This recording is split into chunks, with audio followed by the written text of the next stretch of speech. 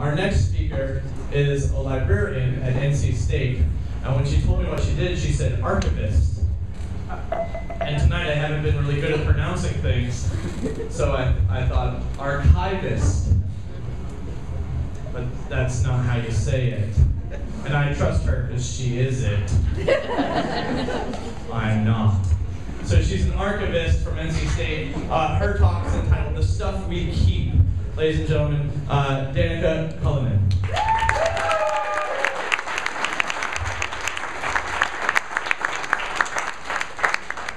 In my work processing special collections for NC State, one of the first steps is to retrieve the materials. Often this means digging through dusty, buggy boxes in an attic or garage before bringing it all back to the campus building where we'll have room to spread it out. There we can begin turning it into something the public can access.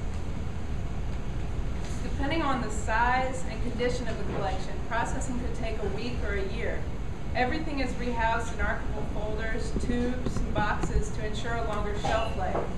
Typically, the donor has given us a sense of what the collection contains, but as you can imagine, a lot of time has passed since anyone has actually been through it. Additionally, it's not unusual for a collection to be donated by someone long after the creator is dead and gone. One of the reasons I made these cards, details gathered as the materials pass through our hands contribute to its description, making it possible for someone across the country or even on the other side of the world to match their search for information to what once sat inside those dusty boxes. However, writing a few paragraph summary to represent decades of someone's life and work feels insufficient. One of the reasons I was attracted to this kind of work is because I love looking through old junk, imagining the relationship between people standing on opposite sides of a group photograph, or whether the contents of an unfinished letter were ever communicated to its intended recipient. I have to keep the daydreaming to a minimum as there are many more collections waiting. Only after I finish with it can I begin a second life as a resource for people's curiosity. For his birthday, I told my dad I would go through the 20 boxes from his parents' house that are in the garage. The contents are left over from everything else that was gone through 4 or 5 years ago. I soon realized that neither the supposed emotional distance or my training as an archivist were a match for the memories that emerged from the boxes. A scrapbook of hotel soap wrappers and matchbook covers recreated the road trip west my grandparents took their kids on in '52. A box with several pocket knives and skeleton keys reminded me of how little I know about my dad's life. On the one hand, boxes of stuff are a burden on time and space, but memories, questions, and reflections, when you consider their contents, are invaluable. I'm far from alone in my ambivalence towards stuff. To begin with, most people I talk to share the experience of feeling like they have too much of it. It comes in more quickly than it leaves. The abundance of stuff and the struggle to declutter has popularized the term hoarding. Interested in the clinical definition, I did a little reading and found a distinction between two main types.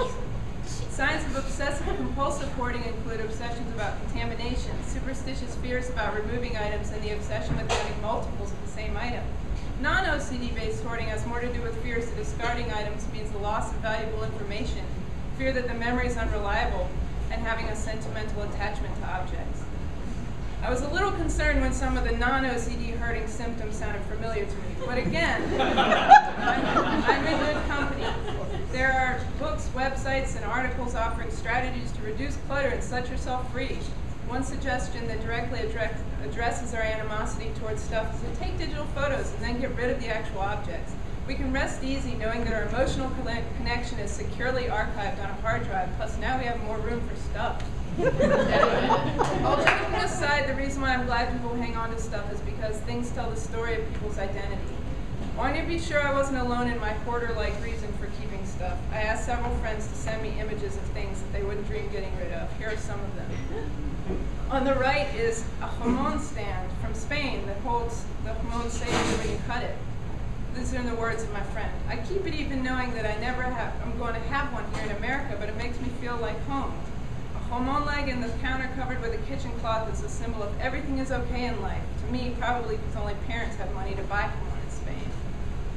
The monkeys are from a restaurant in Bristol, Tennessee, where my uncle and aunt lived till I was 6. We went to this restaurant every time we visited them, and they had plastic monkeys in the drinks, and I always played with them and kept the monkeys. 25 years later, I still have a pair of them. Since my father passed away when I was 2, I never really got to know him, and anything I have of his means a great deal to me. This mirror on the left is one of the only things I have that directly connects me with him, so it's extra special. Plus, I think it's really beautiful craftsmanship and pretty genius. You can hold it by the handle and gaze at yourself, or set it down when you need access to both hands for crimping.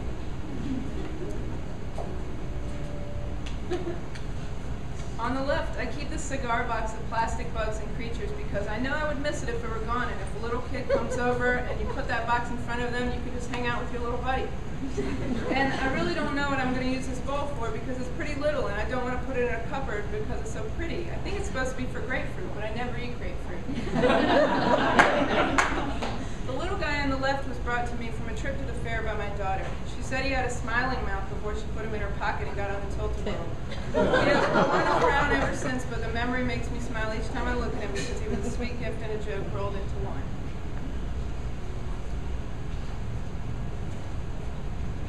When I was 9 on a family vacation in Maine, my father got me this knife, even though my mother said I'd cut my finger off.